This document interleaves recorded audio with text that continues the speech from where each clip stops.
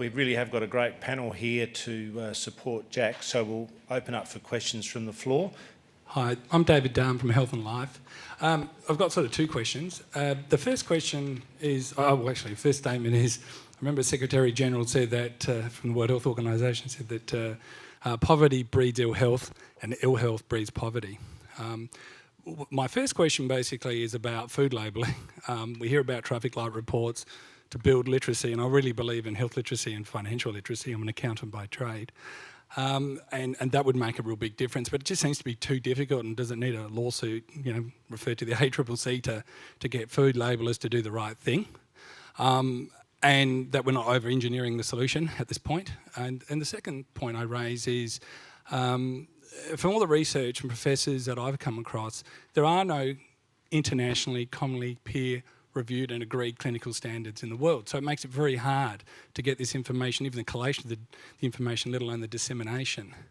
And sort of, people's thoughts and comments on that, because it seems to be a lot of information we see is all about people working in silos, that the knowledge sharing is not quite as perfect as I'd hope it to be, and can be at times seen to be fragmented, duplicated, and is there a way forward on that in terms of solving that particular problem? Thank you. There's a fair bit in that. Who'd like to lead off? I'll kick off about labelling. I think labelling is important, and we have come a long way, but there is a long way to go. The issues of food labelling is, if it was simple, it would have been fixed. Part of it relates to production costs. If you think about the different requirements for labelling in different countries, and food is a global industry now, that makes it more expensive. It would be easy if all of us were willing to pay more for food, but in general, most people aren't willing to pay more. And so making labelling acceptable to manufacturers means, and yet have the same information. Pressure from the community is always good, and that can make a big difference. But there is certainly scope to go further. As far as standards across the world, I think my personal opinion is that health has across the world has lagged behind in the data collection capacity. And that's partly related to issues of confidentiality, but it also relates to technology. So the issues of electronic health records and the interconnectedness of those, so that we can understand from the data that we have how we are doing in all sorts of different ways, is clearly important. And there are now initiatives. There's, for example, the Cooperative Research Centre for Decision Making, which is based in Adelaide, which is about big data and using big data to understand health trends, but also the health of the population. Yeah, and I'll just dovetail by saying we do need a global architecture for health data, and to assemble it in a way that's meaningful, that you can discern useful signals in order to drive smart decision making, not only in the health sector, but in the other sectors like education and the workplace. The other point about urine reinforcement between poverty and disease, there's a very interesting dynamic that China has actually been the country that has brought more people out of poverty than any other country. Hundreds of millions of people have been raised above that World Bank standard. Unfortunately, many of those people who have been lifted are embarking on unhealthy lifestyles, pretty much what encountering the forces and factors that Amanda has raised: smoking, sedentary lifestyle, stress in the workplace, psychological stress, and going through their school system. So the message is that yes, we have to fight poverty, but at the same time, public health strategy is also about the life cycle and the social economic strata that the demographics are driving millions of people through. So the public health strategist needs to be multidimensional in nature. Just add one comment about food labelling, and the Heart Foundation's TIC, which was for Jack's knowledge, was something that we started 25 years ago, and that was started in a vacuum of people understanding or not understanding any idea about nutritional information on packs. So there was a whole process, and it was a 25-year program, and it's now transitioned. The TIC's being transitioned out, and there's a Health Stars program, which is a more broader program. But what that's really had a role in is educating people to look at a packet and look at the content and understand if they're looking at sodium or sugar or salt, whatever it might be, and do that educative thing around it. As opposed to also the other food labelling thing, David, I think, which is important, which is around origin of food, source of food. I mean, now you would see the population are very keen to understand where's that food from, separate to, in addition to nutritional content, etc.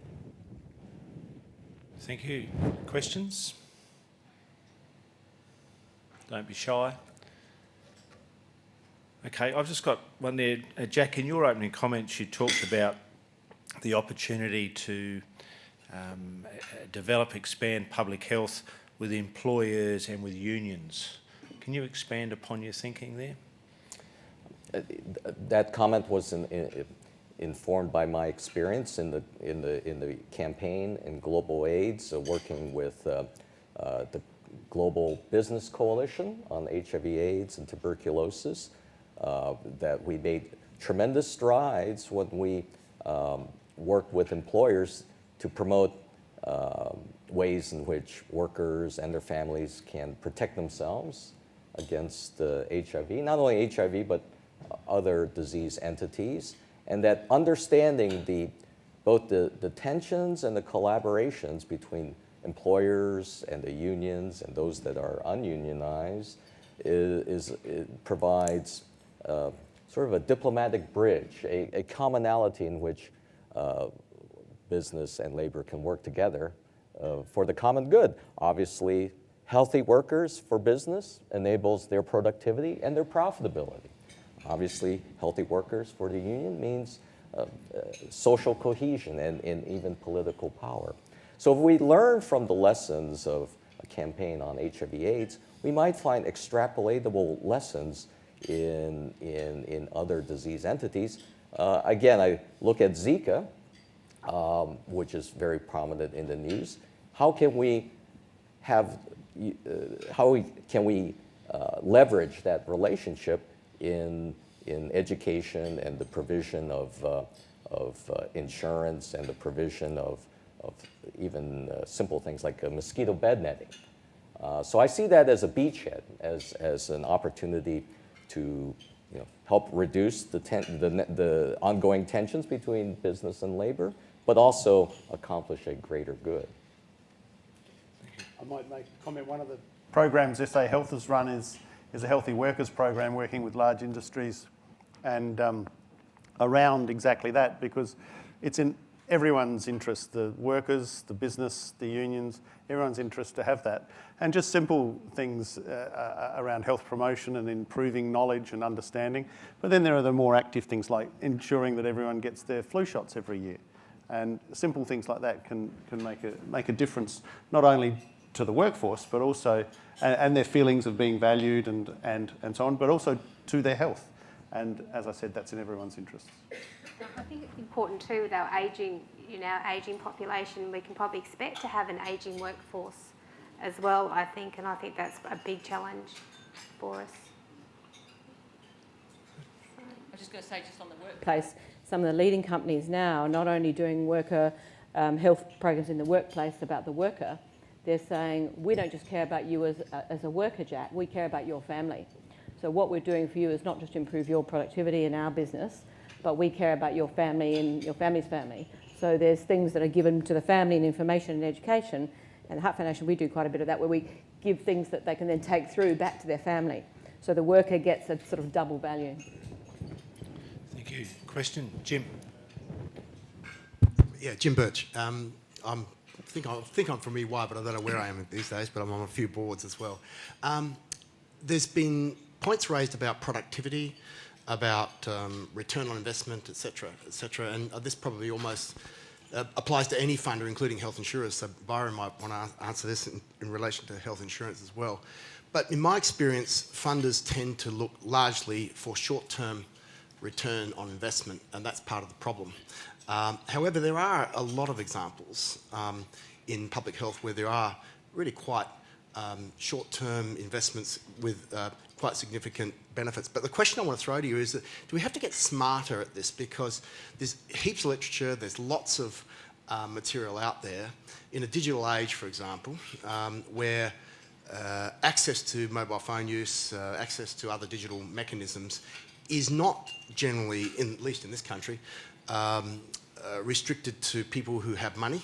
It's actually, there's a high penetration of mobile use.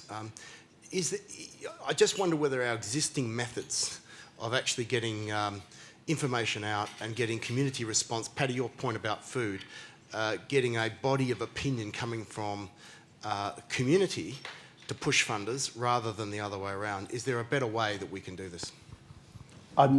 Thanks, Jim. That wasn't a Dorothy Dixer because that's sort of close to my heart, really. So one of the things that we've been doing over the last 6 months to 12 months in SA Health is working out some new strategies with regard to social media and public health. And so we've been trying to actively increase followers on Facebook and Twitter. And the recent salmonella and rock melons is an example where there were over 200,000 views of a single infographic on the SA Health website around, or on the SA Health Facebook page, around salmonella and what to do about salmonella and rock melons. Those sorts of things are absolutely where we need to go. Australia's penetration, as you say, of mobile phones is about 90%. One of the scariest statistics is that there's more mobile phone access in around the world than there is access to running water. And people use it all the time, use their phones all the time. And so we're actively moving down that track. And one of the other programs that was run that showed an improvement in cervical cancer screening rates in target populations using social media. And so we're actively moving down that track as we speak, because we have to get smarter. Also, the younger populations are the ones that use social media of all types much more, and they're the ones who need to change their habits or improve their habits, if you like, and have the information so they can, I guess, make the choice earlier, and targeting them is really important. Thank you, Jim. One of the blossoming areas that I think is a positive force with regards to health and investing is the realm of social investing, where public-private partnerships and foundations are dedicating real capital to projects like a factory in Tanzania, which is dedicated to the knitting of long-lasting insecticidal anti-mosquito bed nets. They could have easily parked that factory in an industrial country, but the foundation chose to base it in Tanzania. So local people are actually benefiting from employment, and the fruit of their work benefits their community. So we need to see more of the long-range types of long-range value projects in the social investment space. And in terms of the mobile, I had talked with some other folks about the phenomena of Pokemon Go. Yeah. Now, how would I connect Pokemon Go with exercise? I say, well, if augmented reality is now part of the online world, I can imagine an entrepreneur or even your agency to create a sort of a game where you have beacons in Adelaide where you pace, you reach, you collect points, and connect it with a Fitbit. So these are the possibilities that once someone like the Pokemon Go has demonstrated a resonance, an emotional resonance with people, there's an opportunity to convert that to other social goods. I'll just add one thing, Jim, thank you for your question. there's the relevance piece, isn't it? The relevance and then the ability to scale fast. And we've got the data, we've got all the, the evidence, but what are we going to do and what are the actions? And the relevance piece I've always talked about, I've got 2 big boys, 6'4" things, sporty. If I said to them, do you want to understand and learn the warning signs of heart attack?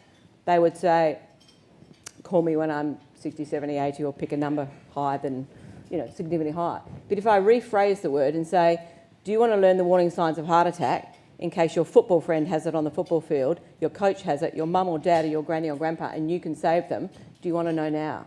Now, the content's the same. The warning signs of heart attack, the content's the same. But suddenly, of course I do, tell me now. So how can we be smart about relevance with our messaging as well as channel to market? And there is a pokey stop at the Heart Foundation in Hutt Street, which I was amazed to find when I saw this person outside going like this. And I said, are you doing poke? She said, yes. And she showed me the poker stop. So there we are. Fantastic. I think, as you said, we need to get cleverer about. We all get pop-ups on our internet, with the things that we've been searching, shopping things, so if you're shopping for a holiday, you get things from Webjet popping up and that sort of thing. Well, in some of the stores in the US, what happens is that they geo-track you through the store, and if you've signed up to this, they'll pop up with, those shoes you've been looking at, 30% off if you buy them now. And my sort of ideal is people want to sign up to something that it's a pop-up when you go to a cafe or to a restaurant or someone. Remember the healthy options if you're a person living with diabetes. Just gives them hints. Doesn't tell them what to do. It reminds them at the point of choice. And those sort of things can make a difference. And there is obviously some evidence. The evidence is that retailers wouldn't do it if it didn't work. Thank you. Question, Jim. Thanks. My name's Jared Lawrence. I work for KPMG. I've got 2 daughters. I just went to a birthday party on the weekend, which the parents came along to, and one of the fathers came, and he was a smoker. Anyway, he went outside, and some of the smoke came through the windows, and he got a lot of negative pressure from some of the other parents there. You're smoking too close to the kids. Yeah, then my wife, who's very health conscious, was trying to minimise the level of, the coke that was being handed around and the lollies and the level of sugar that was being handed around. She got similar pressure as the smoker did, but in the sort of the converse way. Whereas, why aren't you participating in our family birthday party and eating our cake, sharing our drinks? And I guess my question is, are we doing enough around the level of sugar intake for younger kids? And is there a cultural challenge, and how do we overcome it?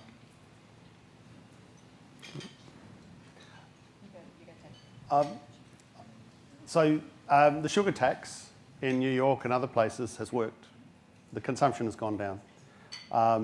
There's the issue of the public good, industry has begun to engage, and so Coca-Cola has the half-strength sugar in the smaller cans now, and that's part of their attempts to broaden their range. I've actually met with them about some of that, but introducing taxes is not easy.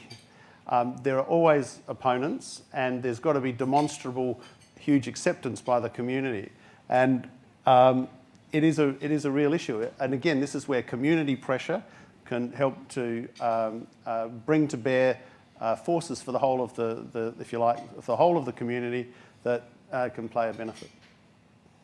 Language, isn't it? If we said much, and if I said, would you like 13 teaspoons of sugar with that? You probably won't go sure. So again, it's how do we get some messaging that's sort of relevant and pragmatic and easy. And one of the things that we've been doing, working with up in the northern communities of South Australia with the Aboriginal and Torres Strait Islander communities, we put some cold water chiller packs on their community stores, and this beautiful artwork that they designed that just said, drink plenty of fresh water.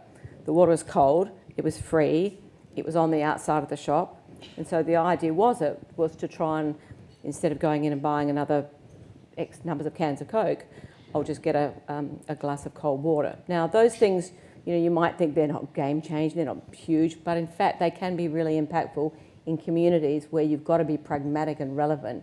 You can't sweep in with your, fancy policy. So, balance with all those things. If I might might also add a contribution that there's a burgeoning field of work in the field that is called nudging theory, which is basically how agencies and thoughtful, empathic organizations help design choice architecture for constituents. To understand the behavioral psychology and biases and preferences and emotionality of people and guide them to choices that are in their interest. So in that sugar, there was one effective campaign, and I wish it would be replicated, that took a regular Coca-Cola soda bottle and filled it with 30 grams of sugar. And if you do that at home, you'll see it is quite a significant fill. And when people are confronted with the visual representation of 30 grams of sugar in a bottle, their propensity to drink that or to have their kids drink it has gone down. So there are some, particularly with this technology, ways in which nudging strategies can help bounce them to a better realization and better realization of health.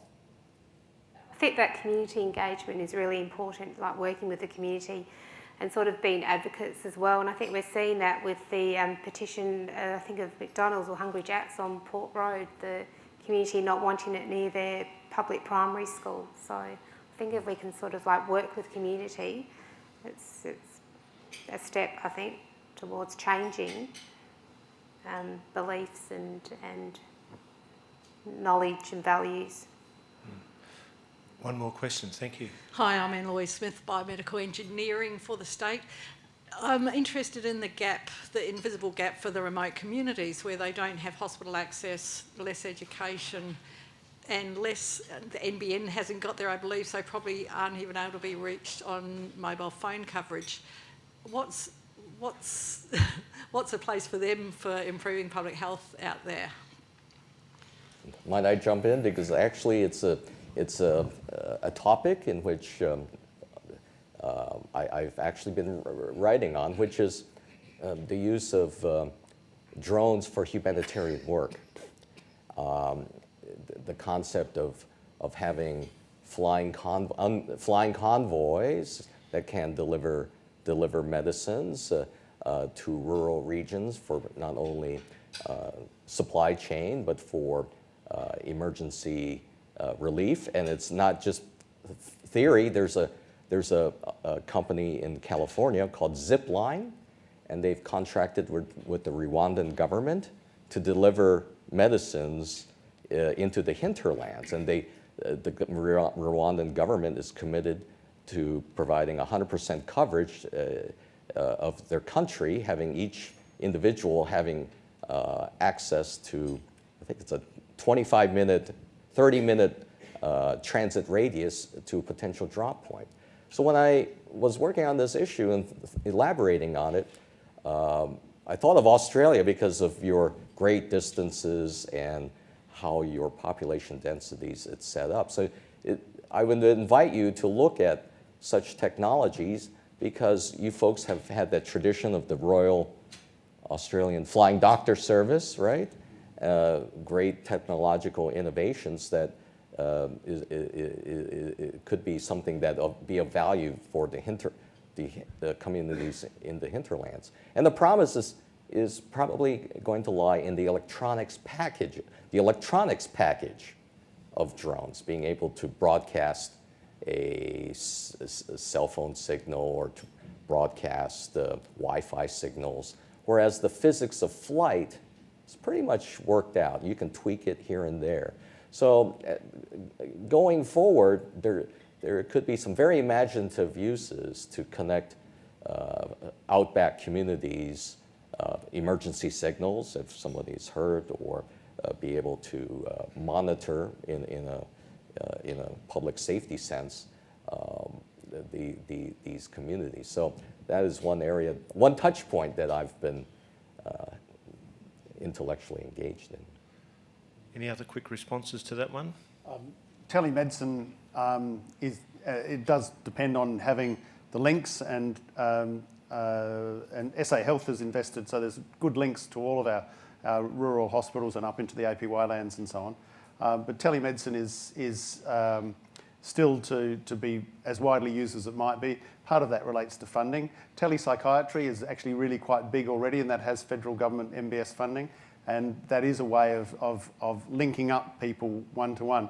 In New South Wales, there's Tele-ICU, where people in Sydney, the intensive care doctors in Sydney, link up to base hospitals where they don't have intensive care. And I think the issue of technology and the NBN and a variety of other yet to be foretold technologies will actually play a role, I think. I think RFDS do some outbound work now. Instead of being purely going out and retrieving people who are ill, there's some outbound clinics they've been involved with which do really great work. And also the other thing I would say about that is it's the access back into the community, because what we know through some research that's been done is the disparity happens when Aboriginal and Torres Strait Islander people come down to the city. You know, they really need someone in hospital or a liaison person, someone to support them and guide them, otherwise they just leave because they're frightened and scared and it's not culturally appropriate. So there's all those things that we have to get right as well as the finding where they are. Okay, thanks very much. Thanks very much for your questions. They've been great, and a particular thanks to our panel. Right. Jack, yeah? Just last word. word. Yes. This audience has been very polite, but as the only American in the room, I haven't been asked the most common question that is usually on their mind, which is, what do I think about the election, right? Go on. So let me give. I'll put a tweak. I'll actually put a tweak on the question that is on people's mind, which is, what would be the global health implications of the American election, right? So, may I do this? Yes. All right. Okay. All right. Yes. So, Hillary Clinton, during her tenure as Secretary of State and as the American First Lady, has a very intricate, palpable, knowledgeable view about the interrelationship of American soft power with the global commons. And as Secretary of State, she has kicked off some very innovative campaigns, such as the Global Cook Stove Alliance. Now, asthma and other respiratory illnesses are prevalent throughout Africa, driven primarily by wood-burning stoves. And Hillary Clinton saw the opportunity to create a public-private partnership to standardize safer cook stoves. So she has been an advocate of American soft power in health, and I just make a projection that if she should be elected, that this support, this consideration of American soft power would only continue. The other candidate has arguably no track record, as I objectively can tell, in either regular health or global health. So should the events turn out in his direction, I think it would be unpredictable as to what his view would be with regards to the deployment of American soft power. So that's my take on Please thank the panel. The almost obvious question that hasn't been asked. But, Always a diplomat, Jack. Thanks, everyone. I'll hand over to Hamilton Calder. Please thank the panel.